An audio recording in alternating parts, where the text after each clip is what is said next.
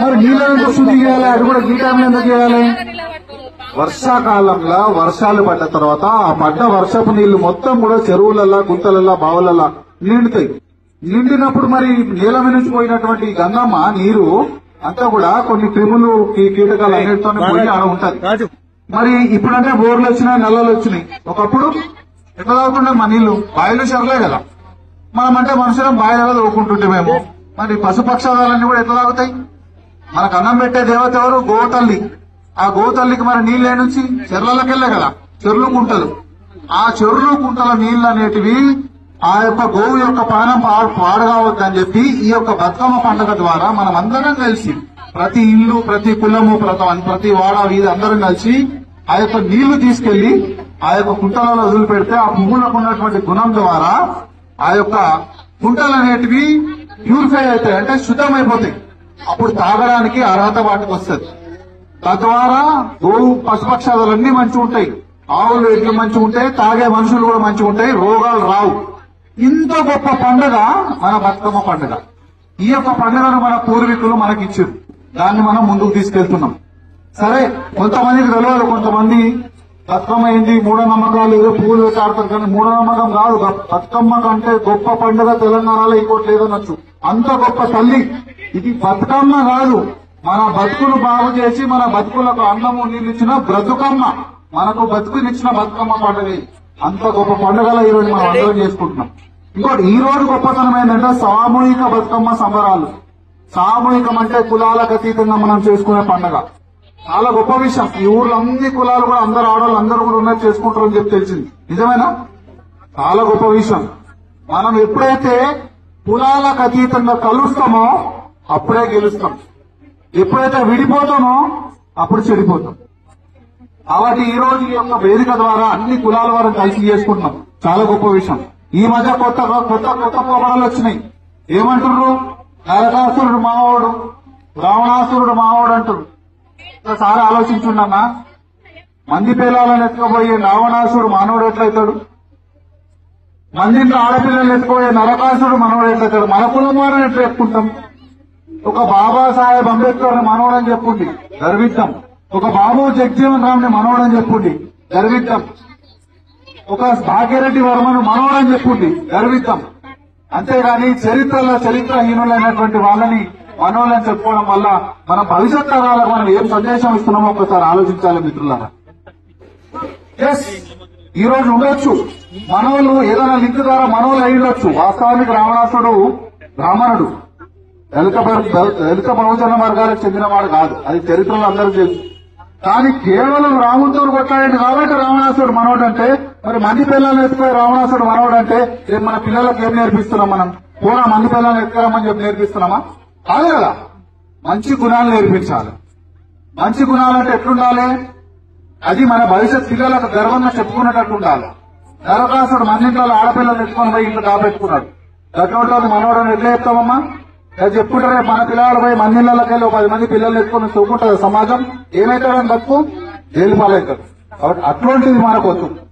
బాబాసాహెబ్ అంబేద్కర్ మన దళిత బహుజనుల బతుకుల కోసం జీవితాన్ని త్యాగం చేసిన గొప్ప వ్యక్తి. అటువంటి ఆయన గురించి చెప్తాం. బాబు జగజీవన్ రామ్ గారు, అటువంటి ఆయన గురించి చెప్తాం. అంతేగాని చరిత్రలో రాక్షసులను మనవాడు అని చెప్పడం ఎంతవరకు న్యాయం ఒక్కసారి ఆలోచించండి. కాబట్టి మన పిల్లలు రాక్షసుల్లా కాదు, మన పిల్లలు దేవుని గుణంతో పెరగాలి. కాబట్టి అటువంటి ఉద్దేశాలు ఉన్నటువంటి భావజాలాన్ని మనం చెప్పాలి మన పిల్లలకు తప్ప ఇట్లా మనం రాక్షసుడు మనోడు, వాడు మనం నరకాసుడు మనోడు, మహిషాసురుడు మనోడు. మహిషాసురుడు మాత్రం అమ్మవారు చేసిందంటే ఆ యొక్క అమ్మవారు ఎంత శక్తి కలిగినటువంటి తల్లి మనం ఆలోచించాలి. ఈ రోజు సమాజంలో ఆడవాళ్ల మీద అరాచకాలు జరుగుతున్నాయి. ఆడవాళ్ళని తీసుకొస్తారు, రేపులు చేస్తారు, మర్డర్లు చేస్తారు, తీసుకుపోయి ఇష్టం వచ్చినట్టు వాళ్ళ జీవితాలు నాశనం చేస్తారు. మరి ఈ యొక్క మహిషాసురుడిని మనవడు అంటే రేపు మన పిల్లవాడు తీసుకొని ఆడబిడ్డ మీద ఏమైనా అగత్యాయం చేస్తే అది మంచిగుంటుందా? చెప్పుకోనికైనా మంచిగుండాలి కదా కనీసం. మరి అటువంటి గుణాలు వాడు మన హీరో మహిషాసురుడు మన దేవుడు అని చెప్పుకుంటే మన పిల్లవాడు కూడా రేపు అదే పని చేస్తాడు, ఆడవాళ్ళ మీద పడతాడు. మరి అటువంటి గుణాలు ఉన్నవాడిని మన దేవుడు అని చెప్పుకుంటే మన పిల్లవాడికి అదే పని చేస్తాడు కదా. మరి అందుకే కదా అమ్మవారు వేసి తలకాయ తీసి నరికి పారేసింది.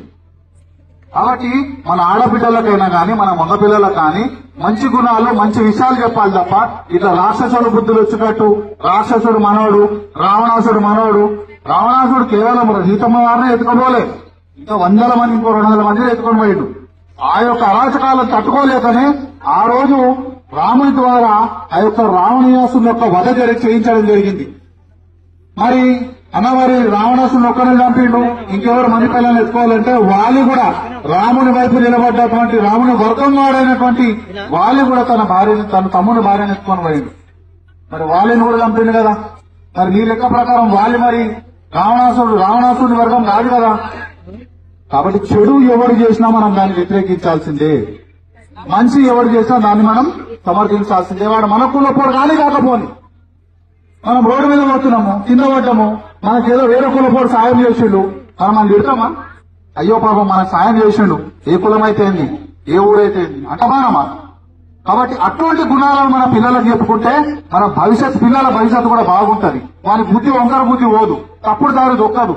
మన ఆడపిల్లలకు కూడా మనం ఈ మధ్య కొంచెం ఫ్యాషన్లు ఎక్కువైపోయి ఇష్టం వచ్చినటువంటి అడ్డమైన పద్ధతులు దొక్కుతున్నారు. మనం అటువంటి పద్ధతులను ఎప్పుడు కూడా చెప్పొద్దు తల్లి. ఈ రోజు భారతదేశంలో ఆడవాళ్లను కాళ్ళు మొక్కుతాం, ఇంటికి వచ్చిన ఆడబిడ్డను కాళ్ళు మొక్కుతాం, అక్క చెల్లెలను అన్నదమ్ములు కాళ్ళు మొక్కరా మొక్కరా? ఫారెన్ కంట్రీలో ఏ దేశంలో కూడా ఆడబిడ్డ కాళ్ళు మొక్కే సంస్కృతి లేదమ్మా, ఒక్క మన భారతదేశంలోనే ఉంది. ఎందుకంటే ఆ గొప్పతనం కాళ్ళు మొక్కే మాది కాదు, మేము కాళ్ళు మొక్కేంత పవిత్రంగా ఉంటున్నాం, మీదే ఆ గొప్పతనం. ఆ ఆడవాళ్ళ గొప్పతనం అంత పవిత్రతమైన సంస్కృతి సంప్రదాయాలను నిలబెట్టి అన్నదమ్ములకు ఆశీర్వచనం ఇస్తున్నటువంటి గొప్ప మనసు, గొప్ప పద్ధతి, గొప్ప ప్రక్రియ మీ యొక్క గుణంలో, మన యొక్క సాంప్రదాయంలో మీరు ఇన్నేళ్ల నుంచి వాటిని మోసుకుంటూ వస్తారు కాబట్టి ఆ గొప్పతనం మీది. ఆ యొక్క గొప్పతనం ద్వారా మేము ఈ రోజు సనాతన ధర్మంలో మన బిడ్డలకు ఒక మంచి నేర్పించాలన్న ఒక ఉద్దేశంతో ప్రతి ఊర్లో కూడా మన ధర్మం యొక్క గొప్పతనం చెప్తూ, అదే విధంగా మనం అందరం కూడా కులాలకు అతీతంగా కలిసి ఉండాలనేటటువంటి ఒక భావజాలంతో ఆ యొక్క సందేశాన్ని కూడా ఇస్తున్నాం. ఈరోజు అన్న వెంకటరెడ్డి సమక్షంలో ఈరోజు పెద్దలందరూ రమేష్ అన్న మరియు మన విజయ్ అన్న అందరూ కూడా నా పేర్లందరూ తెలియదు, కాకపోతే పేరున అందరూ కూడా ధన్యవాదాలు తెలియజేస్తుందంటే సామూహిక బతుకమ్మ అని పెట్టిన పేరు, పెట్టిన కార్యక్రమం చాలా గొప్పది. ఎందుకంటే ఒక్క మాట చెప్పి చివరిగా నేను అది ముగిస్తా. కలిస్తేనే మనం అందరం కూడా కులాలకు అతీతంగా కలిస్తేనే గెలుస్తాం, విడిపోతే చెడిపోతాం. ఈ యొక్క మంత్రాన్ని మనం రోజు జపించాలా. ఏ వర్గం గాని, ఎస్సీలు గాని, బీసీలు గాని, ఓసీలు గాని, ఎవరైనా గాని మనమందరం కూడా ఈ యొక్క మంత్రాన్ని జపిస్తేనే ఊరు సుభిక్షంగా ఉంటది, దేశం సుభిక్షంగా ఉంటది. అప్పుడే మన భారతదేశం ముందుకెళ్తది, మన భవిష్యత్ తరాలు కూడా సురక్షితంగా ఉంటాము. ఐకమత్యమే మహాబలం అని పెద్దలు చెప్పలేదమ్మా. కాబట్టి మన పిల్లలకు మనం ఐకమత్యమే నేర్పించాలి తప్ప కులాల ఫలితంగా మనం కులం ఉండాలి, మన కుల పద్ధతులు మన ఇంట్లో ఉండాలి. మన దాన్ని పాటించుకొని మనం మిగతా వాళ్ళని కూడా అందరినీ కూడా గౌరవించుకుంటూ మనము హెచ్చు తక్కువలు అనేది మనం ఎంత దూరం చేసుకుంటామో అంత కలిసి మనం ఉంటామో సురక్షితంగా ఉంటామో అని చెప్పి మీ అందరికీ తెలియజేసుకుంటూ ఈ యొక్క కార్యక్రమానికి తెలిసినటువంటి సలహా వెంకటరెడ్డి మరియు పెద్దలందరూ కూడా పేరు పేరున ధన్యవాదాలు తెలియజేస్తూ ముగిస్తున్నాను. జై భీమ్, భారత్ మాతా కీ జై, జై శ్రీరామ్.